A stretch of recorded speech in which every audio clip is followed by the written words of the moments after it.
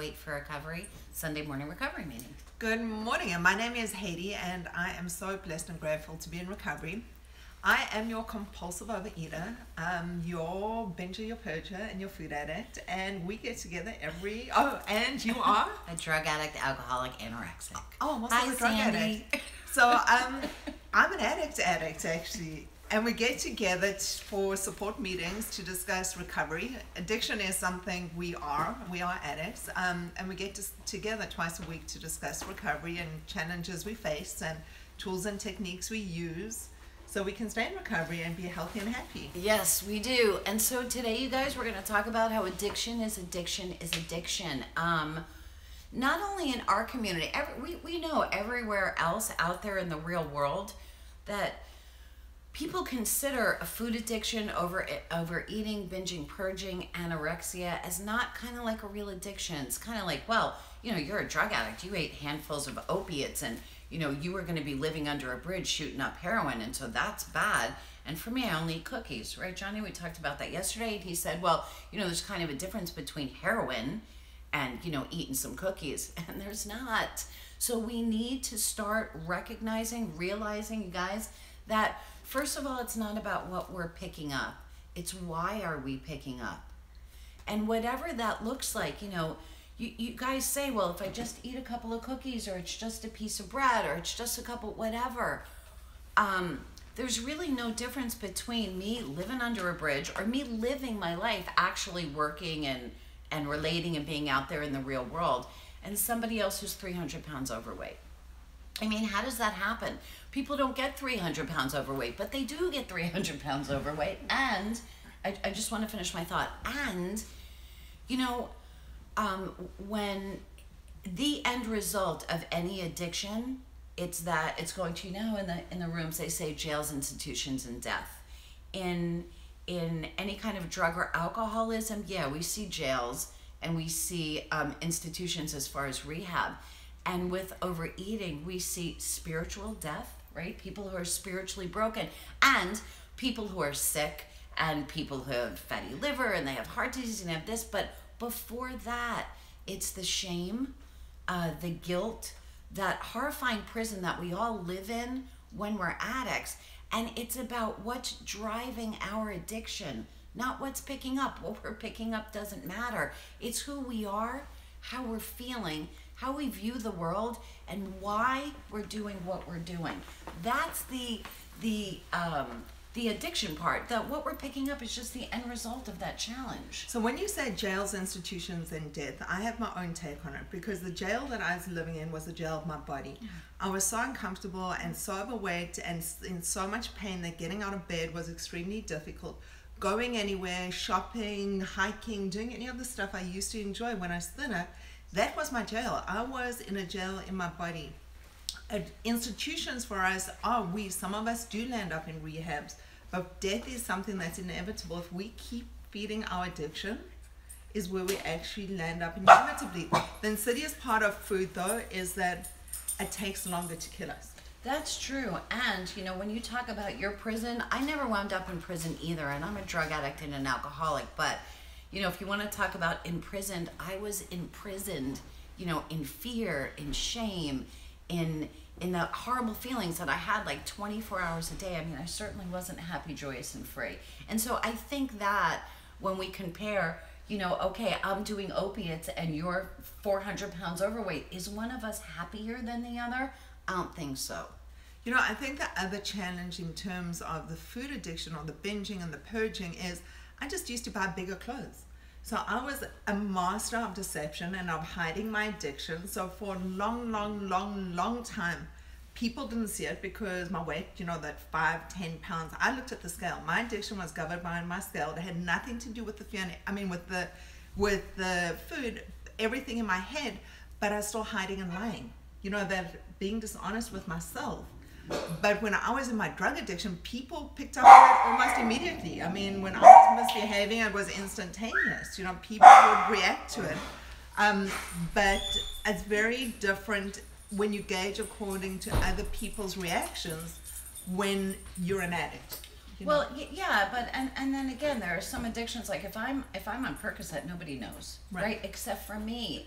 I know. So no matter what I'm picking up, I do still know. So I still get to walk around with that shame and with that guilt and with those feelings of less than and whatever started that process, right? Which is for most of us that we walk around, you know, feeling a billion different kinds of fear. We're afraid of pretty much so everything, right?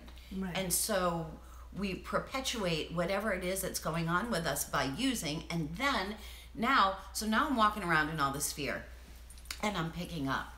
And now what I get to do is I get to look at what it is that I'm picking up instead of why it is that I'm picking up. So now I'm an addict in active addiction, and I get to work on my real problem, which is what I'm picking up, which ain't my problem. And so that's why when people stop using, they're still left with themselves. And recovery is about working on us. Once we're abstinent, recovery, is making sure that we're staying clean, but it's working on ourselves spiritually to get better spiritually so that we can get some happy, so that we learn how to view the world, how to handle our lives, how to look at what's good, and then how not to pick up, because that's what's going to keep us from picking up. So when I was in active addiction, it was everyone else's fault. Everyone else was the reason why I was in active addiction. So it stopped me from taking a look at myself. So you're saying that if she would change her attitude toward you, you would be better. Right. And if he would just leave you alone, you would be better. And if she did what I said she'd do the way I told her to do it, then everything would be perfect. Yeah, especially with the kids. If they would just do what you wanted them to do, then you wouldn't have to use. And if your husband wouldn't come home in a bad mood, you wouldn't have to use, right? And if everybody at work would just change their attitude toward you, then you wouldn't have to pick up either. Right. Right. Isn't that awesome? So, and we all know that we are 1,000% incapable of changing anything except for our own perspective and our own actions. And so when we try to control the world around us, instead of understanding that we can listen, we could change our situation or we could change our perspective. That's it. I can't change your perspective, your situation, or the way that you look at me or treat me, right? Right. And also, you know, addiction is that 3-part process. It's that obsessive thought. You know, we've got the physical, we've got the body, and we've got the spiritual. I mean, we've got the mental, the body, and the spiritual. So when we start obsessing, when we're in active addiction, that's all that we're thinking about, and that's all that absorbs our world. Our bodies are where our bodies are. You know, if we're abusing them at some stage, it's going to show up in our health and in different ways. And unless we work on that spiritual part of us, we're going to stay where we are. We're going to stay sick and in pain and exactly where we are. Right. And so when we talk about the addiction, you guys, also when we talk about a physical craving, and we talk about the difference between heroin or cookies, the physical craving is the same. Different receptors in the brain, but the physical craving is the same. The mental obsession is for sure the same, right? And then when we talk about spiritually, us getting better spiritually, that looks the same as well. Right, and I'm so tired of people making food addiction cute. Yeah, well, yeah. Making food addiction what? Cute. You know, food addiction, for myself as a food addict, I saw recovery almost as a giant mentality. You know, if I used today, I could always start again on Monday. You know, it wasn't that serious because it's not drugs or alcohol. And I was always comparing myself to other people, that their addiction was far worse than mine. At the end of the day, I was feeling exactly the same as any other drug addict, and I am a drug addict. So I know what that feels like. I was just feeling just as guilty. I was feeling just as ill. I was feeling just as shameful. I was hiding. I was lying. I was doing all those behaviors because I was so full of shame. And even though it may seem like a cookie to other people, to me it's like a rabbit hole into self-destruction. Because you know what? Sometimes I recover after a relapse after a day. Sometimes it takes me months. Sometimes it takes me weeks. It's one of those things. And once I start heading into that process and I pick up, I don't know what that outcome looks like other than I know exactly how I'm going to feel. And when you talk about, so you just hit on the shame, and that's really the shame and that fear is what keeps us addicted. So it don't matter what you're addicted to, man. What you're picking up, the heroin or the cocaine or the sex or the drugs or the alcohol or the cookies, it don't friggin' matter. It's not what we're doing. It's why are we doing it? What are we hiding from, right? How are we viewing the world? You know, are we happy? When we wake up happy and healthy, we don't wake up and say, hey, you know what? I think I'm going to call Ashley and say, hey, Ashley, you know what I want to do? I'm going to wake up, as soon as I wake up this morning, I'm going to do absolutely everything that I can to completely demoralize myself. I'm going to do what I promised myself I wasn't going to do. And when I do it, I'm going to feel guilty and ashamed and embarrassed and fearful, and I'm going to hide, and I'm not going to know what to do about that either. And so I'm going to go to bed guilty and wake up ashamed and get up that next morning and do the same exact thing over and over again because I don't know how to stop. And when I'm in that active addiction, my big thing is creating chaos around me so that I can stay in this level of anxiety and stressed out so that I can justify why I'm going to pick up and why I'm going to use, and I plan using way before it actually happens, so I could start at the minute I open up my eyes, I can start fighting with people. Yeah, and you know, for me, it's a little bit different. For me, it's that I feel so ashamed and I'm so scared and I'm so stuck and I'm so afraid to tell anybody now, because now I've put myself in this place that for me, that shame alone allows me to isolate as much as possible. And I will stay in my room and isolate and turn on the TV and use and just let the world leave me alone and stay sick and suffering by myself. So for me, I don't even look to any other reason at some point why I'm using. I just use because I'm scared, because I'm using, because I'm looking at using, and that's what I'm afraid of, and that's my excuse, and I isolate. Well, I have younger kids, so I have to get up in the morning and take them to school, and I've got to get moving whether I want to or I don't. And the days that when I'm in active addiction, the craziest thing is I resent having kids. I mean, I have the crazy stinking thinking, okay, that when I'm in active addiction, I'm not normal. I'm a crazy person inside of this head. And the things that go round and the way I justify my thought processes, when I'm in recovery, I look at this, I go, man, that is some kind of messed up thinking. Yeah, and here's the thing, you guys, you know, as parents, sometimes we do wake up in the morning and we do resent our kids. Okay, okay, we were kids and our parents resented us too. Doesn't give us an excuse to use, right? It does give us a reason to learn how to change our thinking, a reason to be able to look at our kids, and when we are resentful of our children, to realize that that has to do with us and not with them. I mean, okay, so they're being kids or they're being horrible or they're acting out or they're doing whatever. They're doing what they're doing. We are reacting the way that we're reacting. And that's part of our addiction, right? That's part of the way that we're viewing the world, part of the way that we're reacting to situations, as opposed to looking at ourselves, doing our best to do our best, and knowing that the universe is going to take care of itself. So one of the things that really keeps us sick is our secrets. And we started doing these meetings twice a week. People are able to communicate with us via Zoom. If you hop onto Zoom, you can jump into the conversation using your voice, or you can also put questions up on Facebook where we live stream, and we live stream on YouTube as well. We do this to be of service, to help us stay in recovery, and for us, it keeps us happy and healthy, and we learn so much from everybody every single Sunday as well. So we really invite you to jump into the conversation. We do have people sitting in the room with us. And do you want to do a quick check-in? I do, and actually when we check in, I want to ask Allison a question. So Allie, good morning. Good morning. Good morning. How are you? I'm okay. What's going on, girl? Anything new this morning? Last night I woke up in the middle of the night and I had leftover food. Okay. And I was hungry. And? But I was like, is this bad? Okay. So let me ask you a question. You're post-surgery, right? You're post-bariatric surgery. Mm-hmm. Do you guys have a certain amount of calories that you're supposed to eat a day, a certain amount of protein, a certain amount of calories? Not calories, but protein and carbs. So you're allowed to binge? Well, no. Oh, okay. But how does it, just because I've never had surgery, so explain to me. So you're supposed to eat until you're satiated, right? Right. Okay. How it works, or what my nutritionist tells me, is that don't so much focus on the calories, but focus on getting in your protein, and then you should be under a certain amount for carbs. Like you should only have. Okay, but we don't do that. So we do no starch. We're abstinent, right? Correct? But if you have fruit or something that's carbs, and that, you know what I'm saying. Not like bread, those kinds of things. And so you eat until you're like for me, I eat until I'm done. Right. You know what I mean? Like I don't eat more food than for me. My brain tells me I'm done. I'm done, and I'm done. Right. So your brain tells you the same.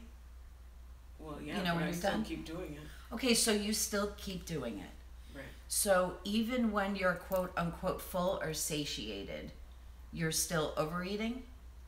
Yep. Okay, and so you know that's part of your addiction, correct? Oh yeah. Okay. Yeah. Okay, and so let's not, oh yeah, it so simply. Let's, oh yeah. Because what happens is, and you guys know that I do see those patients. I had just had a patient last week or the week before. She's 3 years out.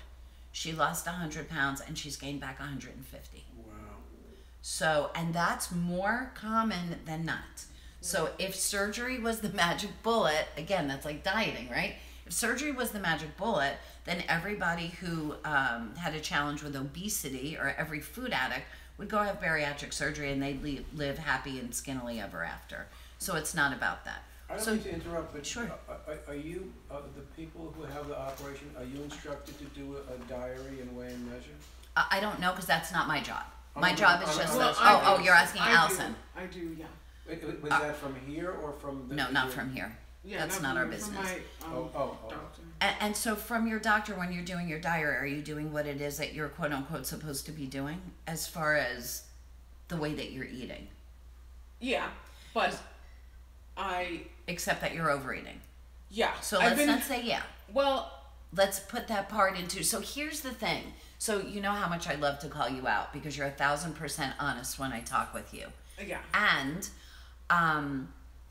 we went to an AA meeting the other night. Great AA meeting, right? Mm-hmm. Wonderful AA meeting, and we all talked after. And do you think your addiction is as bad as the addiction of those people in the room? If I'm truthful, no. No. Why? Get out. Why? No, listen. So you were in a room with a bunch of alcoholics. I'm an alcoholic. You were in a room with a bunch of alcoholics. A lot of us had tattoos and nose piercings and cursed. And we did that shit, right? Right. Why is your addiction? I'm going to ask you, before you had your surgery, how much did you weigh? 431. Okay, you weighed 431 pounds. How tall are you? 5'2". 5'2". Can you do a BMI for me, please? Oh, I was wanna- like almost 80. My BMI, I already know. Okay, so you were basically on death's doorstep because you had a physical craving and a mental obsession, correct? And so we know that's the end part of that addiction, right? And we had gone through that thing where you said that you were fat and happy, and that was a big fat lie, right? Mm-hmm. And so you couldn't really live your life the way that you wanted to live your life, and you were stuffing something. So what makes, and this is so important for me to have this conversation with you, so thank you for allowing me to do this. What makes your body mass index of 80 less important or less horrifying than my alcoholism? Did you wake up every morning and say, you know what, today, just for today, I'm going to do what I'm supposed to do? Did you ever do that? All the time. All the time. And did you get through your day doing what you were supposed to do? No. No. Did you go to bed feeling guilty? Some days, yeah. Did you wake up ashamed of yourself in the morning? Then what the frig makes you different from me? What makes my addiction worse than your addiction? And you're talking to me, so you know me. So if you want to judge everybody else at the moment, but you know me. Yeah. I'm a drug addict, alcoholic that got dropped off. Thank you, Susan, for saving my life. That got taken from the hospital to a halfway house, which I couldn't afford.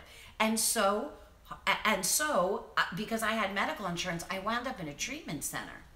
If not, I would have been living in my fucking car. What makes you worse than me? You know me. Because you still had a house to live in and I wasn't gonna? I mean, Look at me. We're the same. We have the same kindness. We have the same caring, right? We have the same love for people. We have the same self-loathing when we're in active addiction.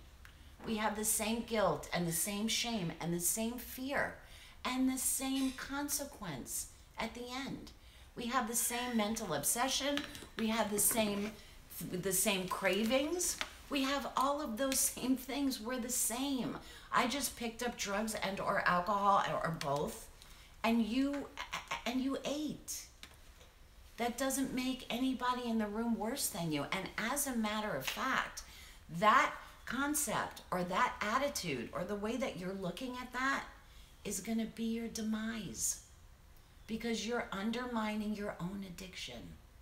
You're disrespecting your addiction, and you're disrespecting the place that every addict will get to unless they realize, I got a problem. This problem isn't better or worse than anybody else's. It's a problem. I need to stick to the end script, which is my abstinence, and I need to work on my recovery so that I'm not picking up, so that I'm not overeating, so that I'm not cheating, so that I'm not doing those things that in the end, sooner than later, are going to get me exactly back, put me in the same exact places that I was before. You and me, Allison, we're the same exact person. Right? Mm-hmm. Right. I guess in regards to what happened last night, I've been doing better in regards to overeating. Okay. When I woke up in the middle of the night, this particular meal that I had. It's usually a meal that I would eat. I would sit and overstuff myself and eat it. Mm-hmm. But I had weighed like the 3 ounces that I needed to have, and then when I woke up in the middle of the night, I was like, oh, I still have that food left, so I'm gonna go ahead and eat that. Okay. So I guess my thing is that wrong to do? To wake up in the middle of the night and say, I didn't eat all the food, I don't know, that I think I should have eaten yesterday. I'm hungry, now I'm going to have it at 3 o'clock in the morning. So did you overeat during the day? No, I did Okay. not. All right, and so that question, Angeli or Heidi I or actually want to say somebody- something here. So after surgery in the beginning, I never craved anything. I mean, honestly, they suck out the juices from your stomach, and your stomach's half the size, a third of the size that it needed to be, and I just wasn't hungry. Food did not speak to me. 6 months out post-surgery, I started getting cravings. Food started looking very different. But also, when I had the surgery, there's certain things I couldn't do. I couldn't drink as much water as I used to. Certain things didn't go down as well. I used to get a lot of reflux, a lot of heartburn. Things, my body just didn't operate the way that it used to. And 6 months after surgery, I started realizing certain things. I had to focus on getting in my protein. I also had to focus on getting in liquid because I wasn't drinking enough water. And sometimes that hunger there are 3 types of hunger. There's the hunger where I'm really hungry and I haven't eaten and I'm actually really hungry. There's the other hunger because I haven't drunk enough water during the day, and I think it's hunger because for me, I see it in the same way. And the third one is my addiction that comes up and goes, you're hungry because you're tired, you're stressed, whatever other things are going on, and I haven't processed it, and the first thing is to pick up and eat.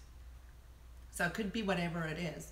So whatever the reasons why you're picking up, I don't know why you woke up in the middle of the night. I sometimes get woken up in the middle of the night. I told you, the other night I woke up and I was starving and I'm going, this is crazy. I'm not getting out of bed at 3:30 in the morning to go get something from the refrigerator. I'm going back to sleep. So there's like, there's before I would have got up and I would have gone and got something to eat. So the reasons why you picked up is something you need to look at. But, Yeah. and I also wanted to make sure, because I don't know, and I don't know if you can help out, but as far as, because we talked about calories for the day, and you said there's a certain amount of protein. So is there a certain amount when you're weighing your food? Is it, I'm supposed to have 3 ounces of protein 3 times a day, or Yeah. what's the rule? Well, it depends. It's different for what stage you're in. Right. So you're what, 5-6 months out? 7. Oh, 7. Okay. Yeah. So it's different, but there's some protocol you follow. Yes. Okay, and Yeah. so it might be easier for you if you know that protocol verbatim, and then if you ask, because the questions that you're asking me, I don't know enough about bariatric surgery to answer But I them. think one of Alice's question was, she hadn't, if I understand you correctly, you hadn't eaten your allotment during the day, and the question is, Right. if you wake up in the middle of the night and you just had some left over, can you eat that? I don't know. That's what I'm saying. I don't know. Oh. I don't know that answer. Angeli? Question: were you saying that was left over from your dinner that you didn't eat, or that was extra? Left over, isn't that what you said? Let Yeah, her it answer. wasn't extra like. What did you eat It in the was- day? What did you eat yesterday? Oh, I have a whole thing. Okay. So So you ate breakfast, lunch, and dinner? I ate breakfast, lunch, and dinner, and my 2 snacks because I get hungry every like 2.5 hours. But was it dinner? Was that what you were supposed to eat for dinner, and you didn't eat it all? Right. Correct. So that was like your 3 ounces, and you ate 2, and there was 1 ounce left, let's say, and that's what you ate when you woke up. Correct. Yeah, so I don't know. So that's something, that's So a wait. question we need to talk to the Okay, wait, surgeon I and have the to nutritionist say something about. here because one of the reasons I became really overweight and one of the things I really struggled with was I didn't really eat enough during the day, and then I'd eat at night. I'd eat at 11 o'clock at night, or I'd eat really late, 1 o'clock in the morning. That was when I got the bulk of my calories in. And that just really translated to fat and me really just gaining weight throughout the day. So I had 2 things going on. One was my habit, the way that I trained myself to eat or not eat. And the other thing was also the compulsion of mine to have to finish everything on my plate. So I could never leave things on my plate. I'm now learning that if I'm done, I throw it away. I don't leave what I've left over on my plate. I actually take it and physically get rid of it, because it takes away the obsession out of my mind. Because for me, I also obsess about food. So if I know that it's sitting somewhere, I will think about it like I've got to finish it, and it sits in my hand, then I have to go back and do whatever it's done. So if I'm full, I need to also recognize when I'm full. And I did. Yeah. But then I woke up and I was hungry. Okay, so yes. But I just, in addition to what Haiti said, I think it's a misconception that eating at night makes you gain weight. Eating at night doesn't Make you gain weight. It's calories in, calories out. Exactly. Right. Because and I'm not saying anybody should follow this. I wake up and I'm hungry and I eat something, but that's because I know what I ate You during haven't the eaten day. enough calories Yeah, in that day. during the day I eat what I can eat. So, and then the other thing is that with what Allison was saying, and I don't know that this is necessarily the case with you. I'm just sharing. Like, part of the addiction, I think, is we tell ourselves, or we purposely don't eat enough during the day, and we tell ourselves, well, we know we might binge later, or we know we might whatever later, so we're gonna have that coverage. I don't know if you do that. I used to do that a Yeah, lot. I've done So that. we kind of set ourselves up to have that happen, Yeah. you know? So, I mean, Yeah, and so we'll talk about that more, and maybe we could post something about it when I get some information. Here's the thing. I think that if I have to ask myself, I did this, is it wrong? Maybe it's better that I didn't do it. You know, we talk about following our gut. And so if my gut, no pun intended, but really if my gut feeling is telling me that this isn't something that I'm supposed to be doing, then maybe I'm not supposed to be doing it. Right. Yeah, like I said, I'm not educated enough in the addiction part. I am with the food, like you guys are. So I don't know, and it's something that I guess that you could ask your nutritionist, but I'm not really And sure. I'm about going to that. make a suggestion. See if this keeps happening. You know, if this is something that you keep waking up early in the morning to eat something, then maybe address this with your nutritionist. Say, Yeah. listen, I keep waking up. Am I not getting enough? Do I need to shift something or change something in my plan? You know, But something. It's not something that usually happens. Usually, because when I eat and I track my food every day, sometimes I think, and maybe this is part of the addiction, I'm like, oh crap, I only have 400 calories for dinner. But 400 calories for dinner is so much shit to eat. But my brain's that's I only eat 400 calories. And I for can't dinner. even eat that much calories for dinner. But my brain's that's not enough food. So that's, and first of all, you're not starving to death. I can promise you that. No. There ain't nobody in this room that's starving to death. No. And that is part of the addiction, that I've only eaten 400 calories, and that's what you were talking about, correct? Right. Yeah. So that is part of your addiction. So, and you just said that you don't even have to count calories. So if you don't have to count calories, and you have to have 3 ounces of But protein. I count calories anyway. Okay, and when was the last time you overate? A day ago, 2 days ago, 3 days ago? I'm this week Couple for days sure. ago. Okay, this week for sure. Yeah. Yeah. And so on those days that you're overeating, are you actually writing down that you're overeating? No. Okay, Mama. I just So- also have to say something on the yes. calorie side, because the calorie counting for me is also part of my addiction. Because then if I haven't eaten enough calories for the day, I have to make sure that I'm getting it That's in. what you said. That's Yeah. exactly So what for you're me, saying. sometimes those calorie counters start biting me in the ass. So I start watching my protein intake, and that really, I start watching my meal plan in terms of ounces and what I need to eat. But everyone's different. So things started shifting the further in the process I became. So And the most important thing that you just said here is that you're lying. I just said to you, when you're charting your food and you're overeating, are you writing that down too? And you said no. Why? Wait, how does that mean I'm lying? You're lying to you. You're lying to what? I don't mean you're lying to me. You're lying to yourself. If you're charting all of your food, why are you charting your food? So I could see what I've eaten throughout the day. Why don't you chart when you overeat? Like physically write out the feelings of why I'm overeating? No, do you write down today I overate an extra 400 calories or an extra 6 ounces of whatever? If you eat 2 ounces extra of chicken than you were supposed to for lunch, do you put Do it I in your put- food tracker? Yes, I do. Oh, okay. I All thought right. you were saying, do I write down the feelings as to No, why? sorry. So I'm sorry Yeah, about okay. that. Yes, I Sorry, do. yeah, I It's misunderstood. every minute thing Okay. I write down. I don't lie to myself about that. Okay, we're going to talk about that as well, because I don't know if that's something you guys are supposed to be doing, if that's part of the obsession. You don't write down what you eat, do you? I did. I used to, and then I started Okay. obsessing They about the make us calories. in the beginning Yeah, then I had just to to get stop. us on track, and then Okay. they tell you to Yeah. like, I To stopped. stop, Yeah, I right? had to Because then stop. I remember with you said that it's an obsession. Yeah, it kind of becomes an thing when you obsession, do like it. the scale. I I became mean, the scale, and it's then I just, true. I had like to right stop. now, I feel like I can't stop writing down my food. I won't stop So- writing down my food. So here's the thing. For me, it was a thing where I have to write it down because I have to know. But then when you accept, when I accepted that I'm in recovery and I'm going to do what I need to do every day, it didn't matter what I ate. It didn't matter how many calories I ate. It didn't matter how much I exercised. It didn't matter how much I weighed because I knew I was doing everything I needed to do. And I know that's easier said than done, but that's the mindset I had to take on in order to not be and hear about it. Yeah. that makes- Because otherwise, for me, it becomes an obsession. That becomes part of my food you. obsession. One of the questions that came up, I just wanted to touch on it. It says, how does the food addiction affect the other people in your life? It's not as bad as some other addictions. And I wanted to jump onto this because, listen, when I'm in full-blown addiction, a couple of things happen. Besides me being a full-blown bitch to be around when I'm living in pain and creating chaos in my family's life and juggling their schedules and making them run circles around me and feeling that I'm entitled to everything and my ego steps in. I also reached the stage that I blew out my colon. I was living with a colostomy bag for 3 months.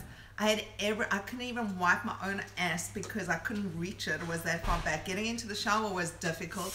Getting out of the shower in anywhere, I needed help. I needed physical assistance from other people. My husband had to help get me out of bed and help get me into the shower and out of the shower and on the toilet and off the toilet. And my kids, I couldn't do things with them because my knees weren't working. My hips were screwed up. I couldn't do the things that I wanted to do as a mother with my children and with the people around me. I couldn't show up to work and do the things that I needed to do at work because I was in so much pain and I was a living nightmare. So is it different than my full-blown drug addiction? No, it's exactly the same thing. I'm still living with the pain and struggling and being that same person. It's just as horrific. And how are we spiritually? When we're in active addiction, are we happy, joyous, and free? Are we spreading love? Are we giving love? Are we being of service to the right? No, man. We're sick and suffering and fearful, and we, I believe, are not the way that the universe intends for us to be. And so, in the end, it's about love, self-love, loving other people, and service. And I know that when I'm in active addiction, I can't be loving and caring and kind and considerate and of service because of where my head was. Were you of service? I couldn't be Were you- kind, or were you a compassionate, or burden? I couldn't be kind, compassionate, or loving, which is what I strive to be. Right. I was horrific. I was mean. I didn't want to be around people. I was too embarrassed to even be seen. I was canceling social engagements because firstly I had nothing to wear, and God forbid you saw me in something where I didn't look fantastic. I wasn't in photographs for years. Okay, I was just so disconnected from everything around me and living in my head the whole time. I was in the loneliest place in the universe. in this little space over here. Yeah, and so we don't have a whole lot to give back then, you guys. And recovery is about spiritually being well and being able to give back to the community as well. Allison, I'm going to get to you, Johnny. Thank you.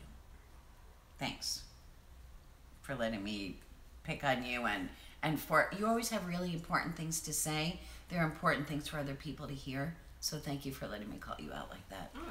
Johnny, you can check. Can I just Oh, one yes. second? You know, there are thousands and thousands of us that have had bariatric surgery, and every protocol is different, and there are very few places where we can actually go and talk amongst ourselves to actually have these questions. So thank you so much for bringing it up, because so many people think about it, and so many people struggle with it. And I need for you to think about whether or not you think your addiction is better or worse than mine. It's Because I know that it doesn't make me a better person than you, and I know it doesn't make you a better person than me. Yeah. I know it makes us people who, on some level, the same level, we're fearful and sick and suffering. yeah.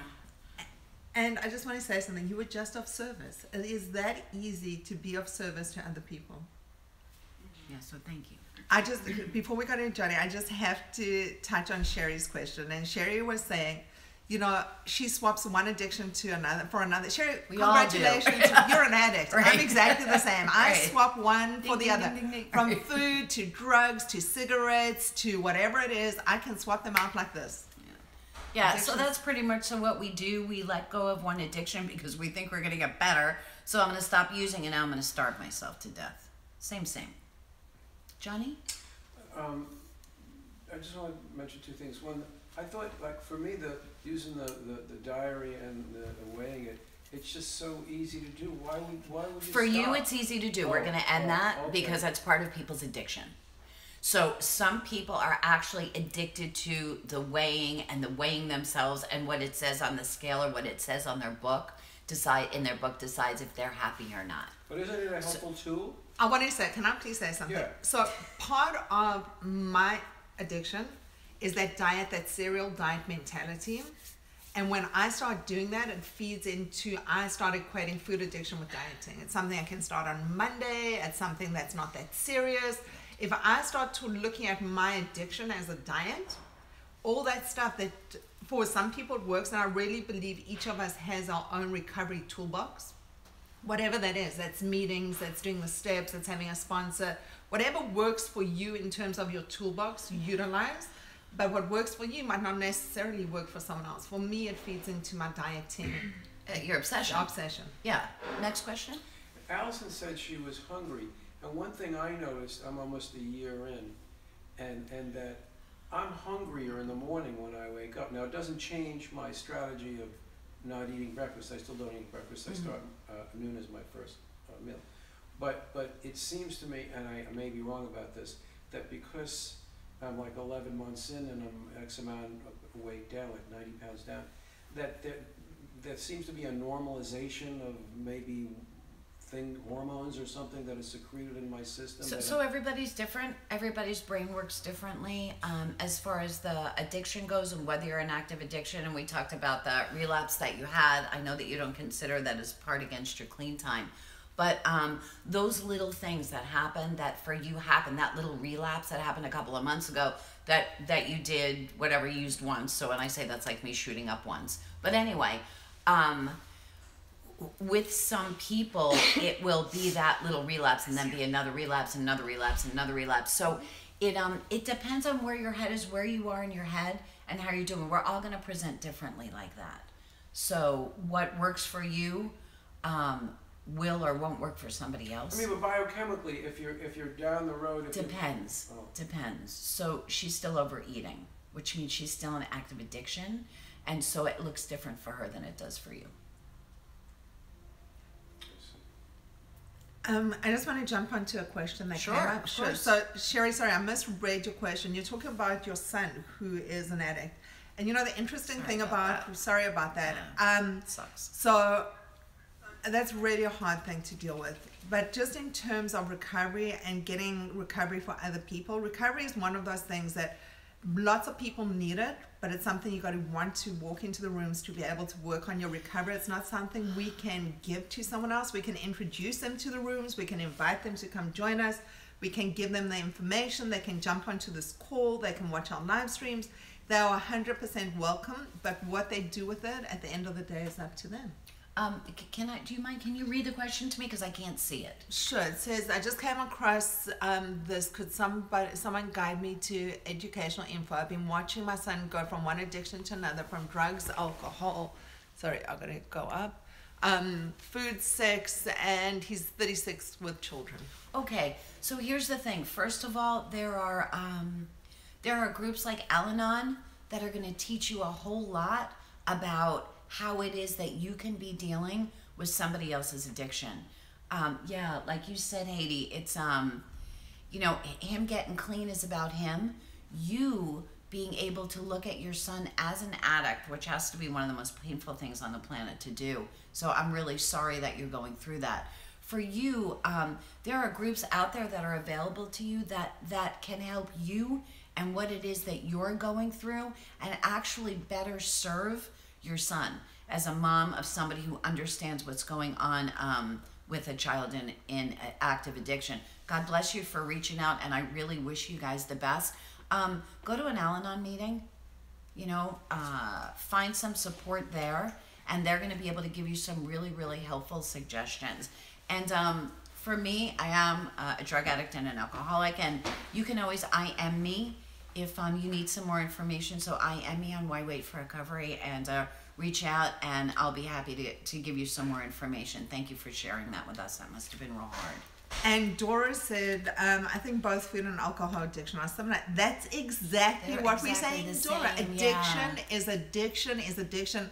What your substance of choice is just varies from person to person, but it's using something to change the way that we feel, no matter what that is. Right. So we're stuffing ourselves with something. It doesn't matter if it's food, or if it's alcohol, or if it's sex, or if it's anything that we're doing, you guys, that we're obsessing about, that we have a physical craving and a mental obsession about, is what we're addicted to.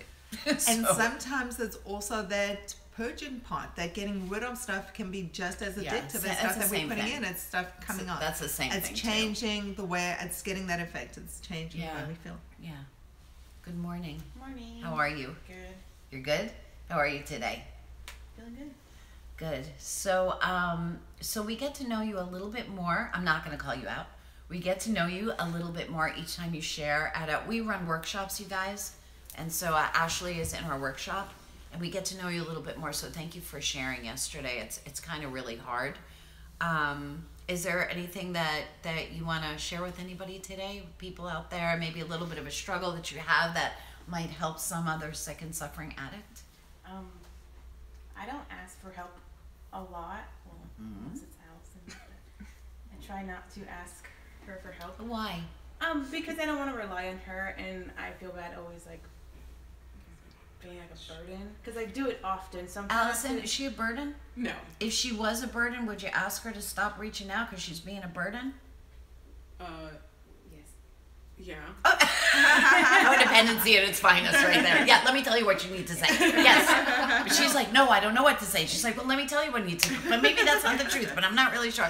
So, Allison, would you say, I need a breather?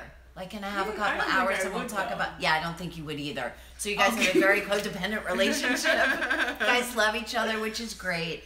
And you will learn, I think, as you get stronger in your recovery, you will learn that it's okay to say, like I would say to Haiti, or I would say to Ange, you know what, I can't anymore today, so I love you, hold your problem till later, and we'll talk about it later. Or can you just leave right now, and we'll talk about it another time? It's okay to do, by the way, that the universe doesn't shatter Well, when I you feel do like that. But But- she's like, I think you need to reach out to other people. Because there's Awesome. only so much that she can say without telling me the same shit. You know what I mean? And she has done that. Don't be mad. She's done that. Okay, you've done that. And I get it. So I challenged myself to reach out this week, and I did. And I was like, okay, well, let's see what this works. And it worked. I got through my day, and I was like, whatever.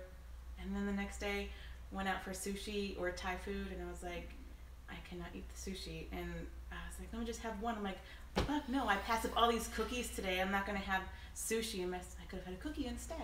So I didn't. And I haven't had anything like that I'm not supposed to have since. So it's pretty awesome. Very good. I love when you say that. Well, I passed up the cookies. That's Yeah. like me saying, well, I'm not going to relapse on alcohol. Like, if I'm going to relapse, I'm going to relapse on opiates. Exactly. We're so sick. Like, why am I thinking about if I'm going to relapse, what I'm going to relapse on? That's a It's good like one. so sad and so sick and so horrifying. But I'm right there with you, girl. And I Right love there. And I love what you said about reaching out. So we also have a private space to reach out. We do, called Called What's Eating You? What's Eating You? Exactly. Mary 80 Jo. just changed it. I can't remember it. So what it is it's a private group on Facebook. There's no cost to join. It's just places where we can share things that we're struggling with and get some input, because we've got an awesome community, and people are just really loving and giving and just really open to sharing. And just post up questions there. It's a great way to communicate, and someone will jump on it and give some feedback. They will. And congratulations for not eating the sushi. Good for you. Like, really good for you. And congratulations more than not, or as much as not eating the sushi, as reaching out to somebody else. And so, you guys, we don't reach out because of our ego, because we think that when we ask for help, it makes us weak. But when we ask for help, does a couple of things. It allows somebody else to be of service to us today. It allows us to share something that we're struggling with that a billion other people are struggling with at the same time, right? And it also allows ourselves to let go of that little bit of that ego that says it's okay for me not to be perfect today. It's okay for me not to look perfect on the outside today, because today I am struggling. So good for you. Thank you. Ange, with the cough, you want to check in? Yeah. I don't have anything to say, but everything's good. Okay. Okay. Anything that you're struggling with, or besides the cough? Excuse me. I'm sorry. Anything that I'm struggling with. Suffering with. Or suffering with. Struggling Whichever with, or word we what? say. No, I don't think so. Okay. Not right now. Okay, good. And, okay, good. Thank you. You'll chime in if you need to. Yeah, I can't think of anything right now. Good morning. Would you like to check in today? Let's see. Actually, I've been good lately. Okay. So, I don't know. Okay, anything on your mind? Anything that's a challenge for you? Spiritually a challenge for you? When I was at work this Friday, I was offered, to smoke, but I said no. Okay. It was free, and I was like, no, I'm good. Okay, and how long have you not been getting high? I haven't kept track of it. Okay. Has it been a day, a month, a week? A couple weeks. Okay. Couple All right, weeks. good. You feeling okay about it? Yeah. Any struggle there? No. Okay, good. All right, so if anything comes up for you there, please let us know, and we'll talk that through. Thank you for sharing. Good morning, Miss Karen. Good morning. How are you? I'm doing well. I feel like I've been gone forever, and I hated to miss the workshop. I hated to miss Wednesday. We had a phenomenal day yesterday, and I think I'm still on that quote-unquote high. Good. Congratulations. Yeah, good. That's Yeah. awesome. Yeah. Thank you. Very proud of her. She worked hard, and it's paid off. And those are the highs that are really cool to have. Yeah. Yes. Right, when we feel good and we feel proud, and instead of you hiding out somewhere in your addiction, you're present for your family and present for yourself and sharing and helping and growing and doing all of that amazing stuff. And those are the highs that we're supposed to be on. Yeah, and I yesterday spent with extended family on the other side, on my daughter-in-law's side, which was amazing. And I would find myself kind of getting into a little bit of that resentment mode, but I let it go. And I really just enjoyed everyone, even people that I had not met before. We just all felt really close, and we were celebrating Rachel, and that was what it was all about, and really had a good day. So isn't it so great? So then you're not in your head, right? And you're somewhere else. You're out there in the community, in your community, in your family, and feeling happy, joyous, and free, man. That's what it's about. And not being That's scared. exactly. And you know what I love is also that you make a conscious decision. I always say that I get on extremely well with my husband's family because they live overseas and we see each other so seldomly. But when we see each other, we make the most of it. And I also make that conscious decision just to enjoy that moment because it's only for a short period of time, and just enjoy it while you can. And it's our choice. You know, you said you felt yourself getting a little resentful, and then you decided to work past it. So you could have spent the day feeling sorry for yourself, being resentful because I don't have this and I didn't do this and she didn't say this and I didn't have, or saying, wow, I'm going to look at everything that's great in today and allow myself to have a great day, and allow myself to be around others and be of service to others, and allow myself to spread that love and joy, right? Right. So you go, girl. You know, and I really felt humbled because I saw her overtly thank people who had supported her financially, emotionally, whatever, throughout this journey. And, you know, she was so giving and so grateful, and it just really felt good to hear that, to really hear it on the inside and in my heart. Yeah, very cool. Good for you. I'm really glad to see you this morning. Good for Thank you. Good to be back. Good. So, and do we have anything else up? Yes, that we do. should? So, Okay. one of the struggles that people face are those internal voices. You know, when our addiction gets a voice and starts talking to us and compelling us into action, and we have these thoughts that we think are these calls to action. Mm-hmm. So the feelings are facts, or No, so we know, you guys, feelings are just feelings. Thoughts are just thoughts, right? Our actions are our actions. So I have a feeling doesn't mean that I have to act on it. And when I do have that feeling, I need to look at why it is that I'm viewing the world this way. Can you read the question for me, please? I'm old, you guys. I don't have context. Thanks. Thank you. To me, it's from Dora. Hi, She Dora. says, to me, these constant internal voices that are fighting against each other is so exhausting. One says, yes, I deserve this treat. The other answers, you will fail again. You do not worth, or it's not worth it, maybe. Okay. I wish I was able to drink or eat without feeling guilty, just to allow myself to enjoy it.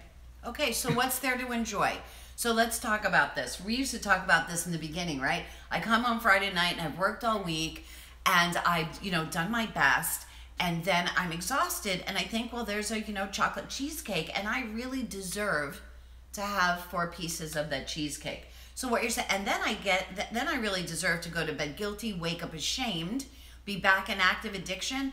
It's like saying, well, I really had a tough week at work and I was struggling a little bit, and I come home, so I really deserve to pick up a hammer and smack myself over the head in it.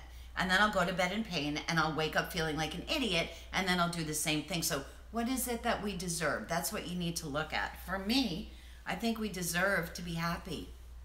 And so if there are behaviors that are making me unhappy, I need to not look at not having that piece of cake as a punishment, but not having that piece of cake as something that to stay clean, to be in recovery. Guys, I always say that, addiction really sucks. Recovery is really hard, but it's so worth it, man. We get to feel great. And so remember, in the beginning, you got to be abstinent to clean out that dopamine receptor in your head. And then we stay abstinent so that we can step into recovery. And you're going to find that recovery doesn't have to do with what you're picking up, it has to do with why you're picking up. And so those voices in your head, which is your addiction, it's your mental obsession and that physical craving, you got to put down the food that's causing the craving so you can stop having the craving. The mental obsession will be lifted as you start working some type of recovery program. And I also want to say something, as an addict, when I first started getting into the rooms, or when I'm in active addiction, one of the things is comparing myself to other people. So I can justify my behaviors by comparing to other people, saying what they're doing is worse or what I'm doing is better. I love that. And when I live with a normal eater. My husband is a normal eater. He can eat whatever he wants to eat. He doesn't overeat. He doesn't binge. He doesn't purge. He is not a food addict. And part of that resentment for me that I sometimes feel is that, bless you, is that not only from that diet mentality of mine where I feel like I've taught myself that I'm missing out on something. And if I lost the 50 pounds, I'll reward myself with food when I'm done. Or if I do something well, I'll reward myself with food. So I've created this whole thinking in my own head that I'm lacking something, or I'm depriving myself of something, or I need to be rewarded with food for good behaviors or bad behaviors or whatever that is. So I've created this whole internal voice of a process that I go through, when at the end of the day the food is really just there to nourish us.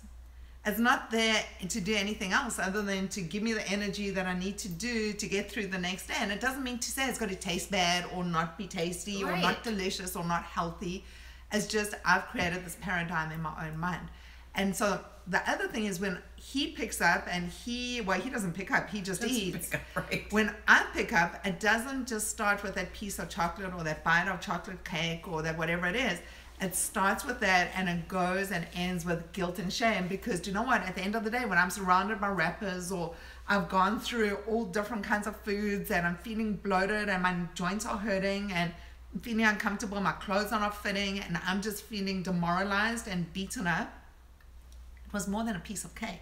That was like taking a sledgehammer to my head and beating myself senseless. And for him, it was just chocolate cake and he's over it and he's done. And for me, 3 weeks later, I'm still living with the nightmares, what that created, and it's still sitting in my mind, and I haven't got over it. And you know, yesterday we went to Bonefish Grill because I wanted to pick up gift cards for my kids for Christmas and or Hanukkah.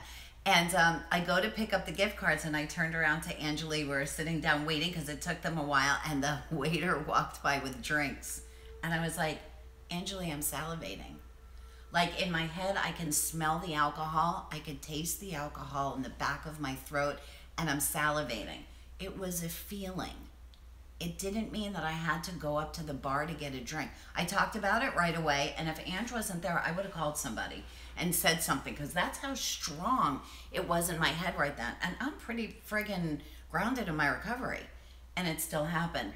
But it wasn't a fact. It was just a feeling that I was having, which said, oh, something's going on in my brain, and I'm looking at the alcohol. Maybe I am a little resent, maybe whatever. But it doesn't mean that I have to go up to the to the bar and order a drink.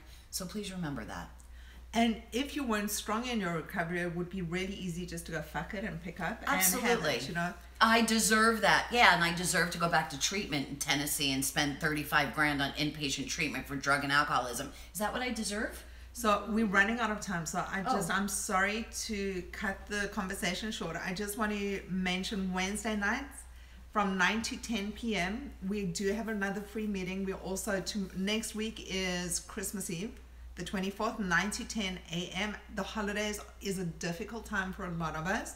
Join our meetings, come join the conversation, jump into Zoom. For those of us that need it as a food addict, I do need a food plan. Whatever your food plan is, talk to your nutritionist or some professional. We are not in that business. It's not what we do. We do not do diets, food plans, or supplements. We do gratitude. We ask everyone to do a gratitude list. It doesn't matter how you post it to us. You can text it. You can do it in What's Eating You on Facebook. We are setting it up on our website to be able to have a forum there that you'll be able to post it there as well. And also 3 things you're grateful for, your strength for today, and you want to take. And we're going to read the promises from the Big Book of Alcoholics Anonymous, because that's where some of us got clean. If we are painstaking about this phase of our development, we will be amazed before we are halfway through. We are going to know a new freedom and a new happiness. We will not regret the past, nor wish to shut the door on it. We will comprehend the word serenity, and we will know peace. No matter how far down the scale we have gone, we will see how our experience can benefit others. That feeling of uselessness and self-pity will disappear. We will lose interest in selfish things and gain interest in our fellows. Self-seeking will slip away. Our whole attitude and outlook upon life will change. Fear of people and of economic insecurities will leave us. We will intuitively know how to handle situations which used to baffle us. We will suddenly realize that the universe does for us what we can't do for ourselves. Are these extravagant promises? I don't think so. They're being fulfilled among us. Sometimes quickly and sometimes slowly, but they will always materialize if we work for them. And the one big thing is, at no cost, do not pick up.